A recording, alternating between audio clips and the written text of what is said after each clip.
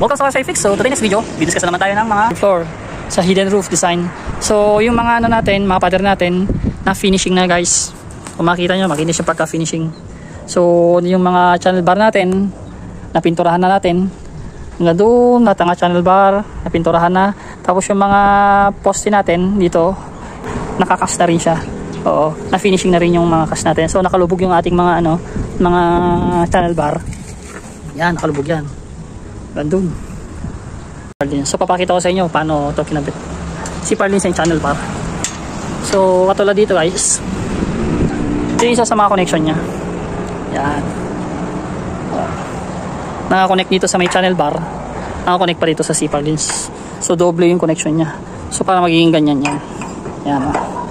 Yan ang connection yan. So ganyan. Channel bar, dito yung C Parlins. So naka full weld dito yan. Full weld. Paikot hanggang dito. So dito yan. Full weld, paikot dyan. So dito lang dito guys.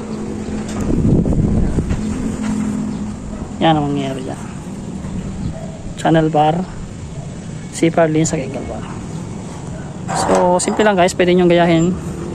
Connection between the channel bar and C Parlins. So maganda itong ano, gayahin. Ang ginamit kong angle bar dito guys is 1/2 by 4 mm. So yung kulay niya ang dulo nito orange. So ito yung mga kasamahan guys. Itong pader na finishing na. Kaya pwede na mag C Parlins. Pero habang nagsi-C Parlins, nagpipintura din sa channel bar. So di pa ito napinturahan yung mga ibang channel bar. Yan yung mga channel bar nito. First coat kasi ganito guys. So pag first coat, makikita nyo lumalabas pa yung mga kalawang niya. So papadouble coat ko. So ang gamit ko na pintura dito para sa magandang mga bakal, matibay na bakal yung ano, gamitin nyo yung mga epoxy primer gray. Yun ang pinaka the best dito sa mga bakal na may kalawang. So may anti-rust kasi yun. So mabisa yan sa mga kinakalawang, lalo na sa mga channel bar. So itong mga to, papipinturahan ko rin to.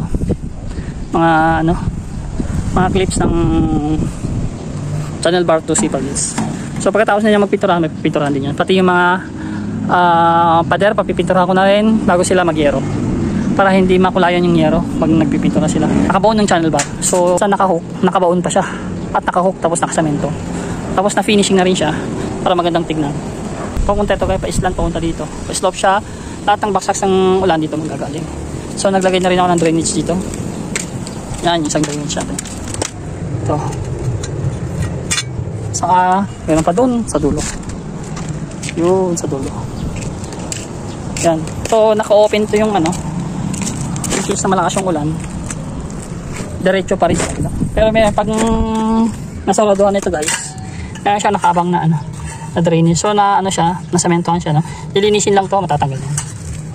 Pag nasaraduhan siya, pwedeng gamitin to sa kanila. So, naka-open lahat doon. Pero lalagyan pa natin ng ano doon, parang canopy niya para hindi dumiretso yung tubig doon sa baba.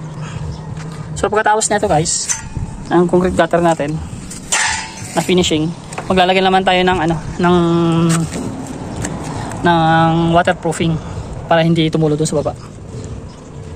So makapal yung ano natin, yung pag waterproofing natin dito para hindi tumulo sa baba guys. Yan. So ang lapad pala nito nasa ano to, sa pako nasa ano siguro to 1.5 feet ang ano nito, ang lapad na. So yung pagitan naman ng C Parlins to C Parlins, tulad nito C Parlins to C Parlins, nasa 2 feet yung pagitan ng ano, ng lagtawan nila. So ito yung dito ko pinatong yung ano, yung pinalagay yung C Parlins para dito na rin papak yung yero. So yung yero hanggang dito yan. Diyan. Tapos babaksak na dito yung tubig. Hanggang dito yung yero, babaksak na dyan tubig. So saktong-sakto lang dito sa pagpapa-tex screw. Yan. So silipin na naman natin doon sa concrete gutter. Silipin natin yung isang concrete gutter doon sa dulo. Galing tayo doon sa kabila. Tapos punta tayo dito sa ano. Kasi yung problema dito, may paliko dito guys. So ito yung pinakamahirap na part. Yung paliko siya. Pag ganun siya. Kung baga nag letter L, tapos pag ganun. So dito mostly nagkakos ng mga tulo-tulo. So may isang concrete gutter dito, ang style niya. So naglagay kami ng parang cube dito. So dito yung ilalagay din yung C Parlins na isa. Kaya pinagrinder ko yung pang concrete. So ito guys, may alulod na rin na nakabang. Tapos dito yung C-par lens. Dito yung yero. So babaksak na dyan yung ulan. So diretso na yung sa alulod natin. Concrete gutter na for lifetime. So maintenance lang ng concrete gutter is every 2 years pinipintura mo siya ng waterproofing. Every 2 years. Kahit anong waterproofing every 2 years mo siyang pipinturahan. Kasi pag di mo siya pipinturahan, nababakbak lang. Hindi naman siya nababakbak lahat. Nagka-crack o nakakapasok yung mga maliliit pa rin na patak ng ulan. Ng C-par lens. Kasi ito 6 meters mahigit kasi ito eh. So ito na yung pinakadugo ng 6 meters. Yan. So ang dugtong ng C-par lens. So ito, tinanggal yung nandito. Tinanggal yung nandito. Tapos dito walang hiwa. Sa kabila, mayroong hiwa. So ang ginamit namin dito panghiwa is cut off kasi malaki yung niya, yung pagkahiwa niya. Cut off ginamit namin so makapal kasi yung blade ng cut off.